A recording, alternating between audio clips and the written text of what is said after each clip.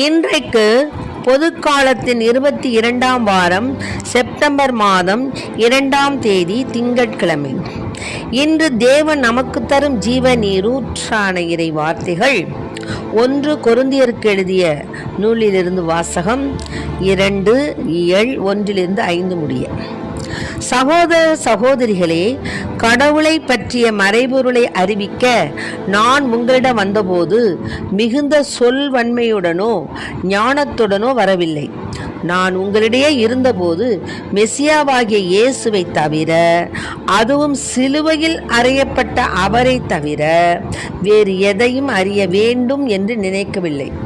நான் உங்கள் நடுவில் வலுவற்றவனாய் மிகுந்த அச்சத்தோடும் நடுக்கத்தோடும் இருந்தேன். நான் பறைசாற்றிய செய்தி ஞானத்தின் கவர்ச்சியான சொற்களில் அமையவில்லை, ஆனால் அது தூய ஆவியின் வல்லமையை எடுத்து காட்டுவதாக அமைந்தது. உங்கள் நம்பிக்கைக்கு அடிப்படை மனித ஞானம் அல்ல, கடவுளின் வல்லமையே. ஆண்டவரின் அருள்வாக்கு. இறைவா உமக்கு நன்றி. நீ செய்த நன்மை நினைக்கின்றேன், என் நெஞ்சுருக நன்றி சொல்கின்றேன். இறைவா இறைவா இறைவா இறைவா, நீ செய்த நன்மை நினைக்கின்றேன், என் நெஞ்சுருக நன்றி சொல்கின்றேன். இறைவா இறைவா இறைவா இறைவா, உண்டிட உணவும் உடையுமே கொடுத்து ஒரு குறையின்றி காத்து வந்தாய். ஓர் அன்னையைப் போலவே அன்பினை பொழிந்து அல்லல்கள் யாவையும் தீர்த்து வைத்தாய். அல்லல்கள் யாவையும் தீர்த்து வைத்தாய்.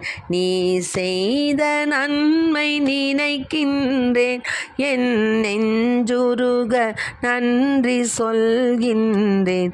இறைவா இறைவா இறைவா இறைவா.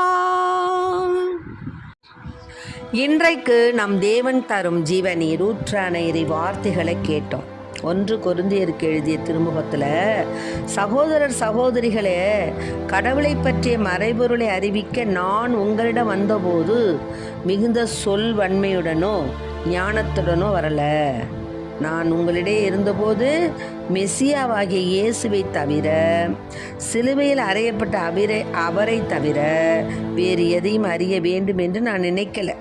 அதனால தான் இப்போ என்ன சொல்ல வரேன்னா, நம்ம இடத்துல சில பேர் நினைக்கலாம், நம்ம நல்லா பேச முடியல, நமக்கு நல்ல திறமைகள் இல்லை, நம்ம அவங்க அப்படி இருக்கிறாங்க, இவங்க இப்படி இருக்கிறாங்க, நம்மள்கிட்ட எந்த திறமையும் கிடையாது, ஒரு பேச்சு திறமை கிடையாது, அதாவது பல்வகைப்பட்ட திறமைகள் நம்ம இடத்துல இல்லை என்ற தாழ்வு மனப்பான்மையோடு நாம் இருக்கிறோம். அந்த தாழ்வு மனப்பான்மையை ஒழிக்க வேண்டும் அப்படின்னு தான் இன்றைய இந்த வாசகத்திலேருந்து நம்ம தெரிஞ்சுக்கணும். இறைவன் நமக்கு கொடுத்த வரங்கள் பல. அவங்க ஒருத்தவங்களுக்கு நல்ல ஒரு பேசும் திறமை இருக்கலாம், பாடும் திறமை இருக்கலாம், எடுத்து சொல்லக்கூடிய திறமை இருக்கலாம், போதிக்கக்கூடிய திறமைகள் இருக்கலாம், அனைவரோடு ஒத்து போகக்கூடிய பண்புகள் இருக்கலாம், பல வகையான நற்பண்புகள் இருக்கலாம். ஒவ்வொருத்தருக்கும் ஒவ்வொரு வரங்கள் கொடுத்துருக்கார். ஒவ்வொரு மனிதனையும் தேவன் ஒரு மிக சிறந்த படைப்பாக தான் படைச்சிருக்காரு. யாரும் திறமையற்றவங்க கிடையாது. அவரவர்களுக்கு தேவையான, அதாவது உன்னருள் எனக்கு போதும்னு ஆண்டவர் சொல்கிறார். அதாவது கடவுளுடைய அருள் நமக்கு போதும். வலுவற்றவனாக இருப்பவனை வலிமை உள்ளவனாக ஆக்குவது தான் கடவுள். ஒன்றுமில்லாமையிலிருந்து உலகத்தை உருவாக்குனவர் தான் கடவுள். எல்லாத்தையும் படைச்சிக்கிட்டு அவர் ஒன்றும் இது பண்ணலை. ஒன்றுமே இல்லாத இருக்கிற நிலையில தான் உலகத்தை படைத்தார். அது மாதிரி தான் நம்ம தாயின் கருவில் உருவாவதற்கு முன்னதாகவே பெயர் சொல்லி அழைத்தவர் நம் தேவன். ஆக நமக்கு எப்படி வாழ வேண்டும், உனக்கு எது வாழ்க்கை அப்படின்னு அவர் தார் போட்டு ரோடு போட்டார். அந்த ரோட்டில் நம்ம ஒழுங்காக நடக்கணும், அவ்வளோதான். எதை பற்றியும் நம்ம கவலைப்படக்கூடாது. எல்லாவற்றையும் ஆண்டவரிடத்தில் ஒப்பு கொடுக்கணும் அப்படிங்கிறது தான் இங்கே சொல்லக்கூடியது. அப்புறம் சொல்கிறாரு, நான் உங்கள் நடுவில் வலுவற்றவனாய் மிகுந்த அச்சத்தோடும் நடுக்கத்தோடும் இருந்தேன். நான் பறைசாற்றிய செய்தி ஞானத்தின் கவர்ச்சியான சொற்களே அமையவில்லை, ஆனால் தூய ஆவியின் வல்லமையை எடுத்து காட்டுவதாக அமைந்தது. ஆக நம்மளிடத்துல தூய ஆவியானவருடைய அபிஷேகம் கிடைச்சதுன்னா நம்ம எல்லாவற்றிலும் சிறந்தவங்களாக இருப்போம். நம்ம ஞானஸ்தானம் பெறும்போது தூய ஆவியானுடைய அபிஷேகம் நமக்கு கிடைச்சிருச்சு. அதை நம்ம பயன்படுத்துறதில்ல, அதை பற்றி சிந்திப்பதில்லை. அதுதான். ஆக ஆவியின் துணை கொண்டு நான் எதையும் செய்ய வல்லவன் அப்படிங்கிறாரு இங்கே. அதனால நாம் தூய ஆவியானுடைய வல்லமையினால தான் ஞானத்தின் கவர்ச்சியான சொற்களாக அமையலை. நான் பேசுறது ஞானத்தின் சொற்களாக அமையலை, ஆனாலும் தூய ஆவியானவருடைய சொற்களாக அவை வெளிவருகின்றன. நான் ஒன்றும் சொல்ல, என்னுடைய வார்த்தை அல்ல அது அப்படின்னு சொல்கிறார். அதனால உங்கள் நம்பிக்கைக்கு அடிப்படை மனித ஞானம் அல்ல, கடவுளுடைய வல்லமை தான். அவருடைய கிருபை, அவருடைய இரக்கம், அவருடைய வல்லமை தான் நமக்கு. ஆக மனித ஞானத்தினால் எதுவும் நடக்க போகிறது கிடையாது. ஆனால் கடவுளுடைய வல்லமையால் எதுவும் நடக்கும். என்னப்பா, எப்பயோ இறந்த, எத்தனையோ வருஷத்துக்கு முன்னால் இறந்த எலும்புகளுக்கு உயிர் கொடுத்த தேவன், அதுக்கு சதை கொடுத்து நரம்பு கொடுத்து உயிர் கொடுத்து எழுந்து நிற்க செய்த தேவன், இறந்து 4-3 நாட்கள் ஆயிடுச்சு, லாசரே எழுந்துவான்னு சொல்லி அவருக்கு உயிர் கொடுத்த தேவன், இஸ்ரேல் மக்களை செங்கடலை, அதாவது செங்கடலை 2ஆக பிளந்து பாதை வகுத்து கொடுத்த தேவன். ஆக எத்தனையோ அதிசயங்களும் அற்புதங்களும் செய்த தேவனுடைய வல்லமை நம்மோடு இருக்கும் பொழுது நாம் எதற்கும் அஞ்ச தேவையில்லை, பயப்பட தேவையில்லை. அந்த வல்லமையை நமக்கு எப்படி அவர் தருவார்னா, அவர் நடந்து காட்டிய, அவர் சொல்லிய வழிகளில் நாம் நடக்கும் பொழுது நாம் அச்சப்பட தேவையில்லை. நம்ம சொல்கிறதெல்லாம் ஒன்று, செய்கிறதெல்லாம் ஒன்று. நம்ம பாட்டுக்கு தீய வழிகள் நடந்தோம்னா தேவன் நாம் மனம் திருந்தி அவரோட மன்னிப்பு கேட்கும்போது நிச்சயம் நமக்கு உதவி செய்வார். ஆகவே அன்பு பிள்ளைகளை, இதை கேட்டுக்கொண்டு இருக்க அன்பார்ந்த பிள்ளைகளை, மனித ஞானத்தை நம்பாதீங்க. யாருடைய வல்லமையை நம்பணும்? கடவுளுடைய வல்லமையை மட்டுமே நாம் நம்பணும்.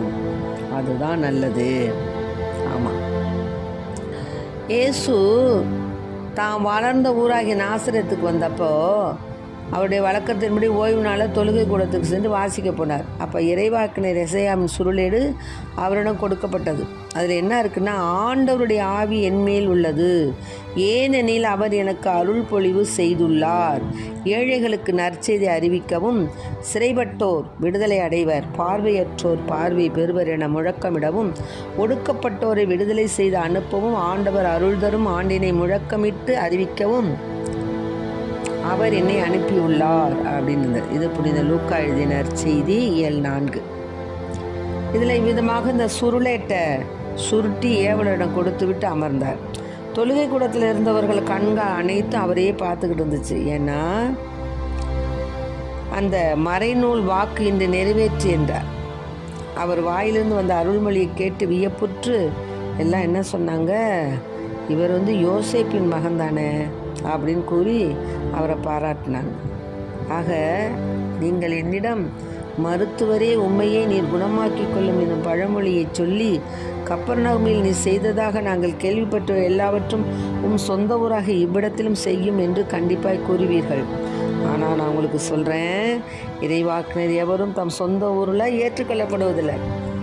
உண்மையாக நான் உங்களுக்கு சொல்கிறேன் என்னன்னா, எலியாவின் காலத்தில் 3.5 ஆண்டுகள் வானம் பொய்த்தது, நாடெங்கும் பெரும் பஞ்சம் உண்டாயிற்று. இஸ்ரேலுடைய கைம்பெண்கள் பலர் இருந்தனர், ஆனால் அவர்களுள் எவரிடம் எலியா அனுப்பப்படலை. சாரிபாத்தில் வாழ்ந்த ஒரு கைம்பெண்ணிடம் தான் அனுப்பப்பட்டார். ஆக எலிசாவின் காலத்தில் இஸ்ரேலுடைய தொழுநோயாளர்கள் பலர் இருந்தனர், ஆனாலும் அவர்கள் எவருக்கும் நோய் நீங்கலை. சிரியாவை சார்ந்த நாமானுக்கே நோய் நீங்கியது.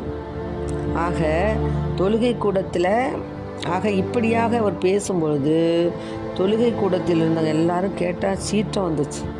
அதனால் அவரை ஊருக்கு வெளியே துரத்தி மலை உச்சிலேருந்து கீழே தள்ளிடன்னு போனாங்க. ஆனால் ஆண்டவர் அவர்கள் நடுவே நடந்து சென்று அங்கேருந்து போய்விட்டார்.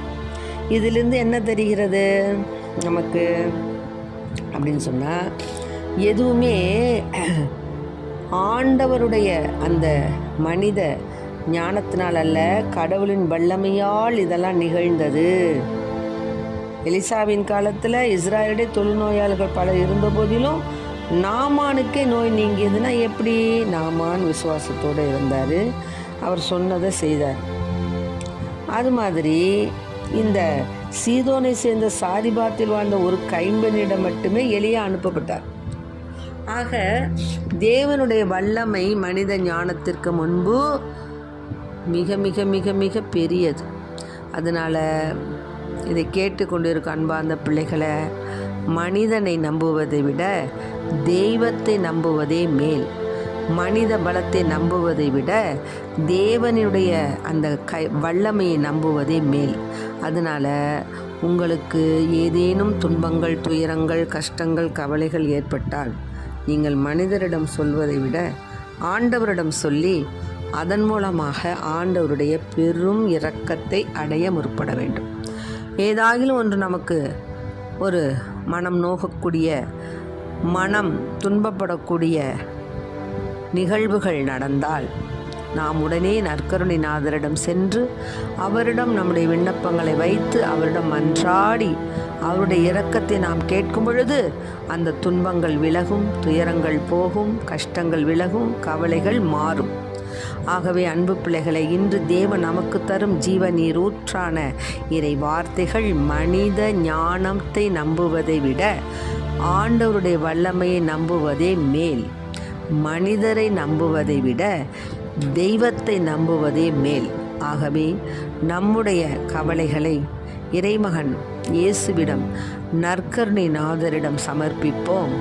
அவர் முன் முழந்தாளிட்டு முழந்தாள் படியிட்டு நாம் ஜெபிக்கும் பொழுது, முழங்கால்கள் படிந்து ஜெபிக்கும் பொழுது ஆண்டவர் நம் மன்றாட்டை ஏறெடுப்பார், நம் துன்பத்தை துடைப்பார்.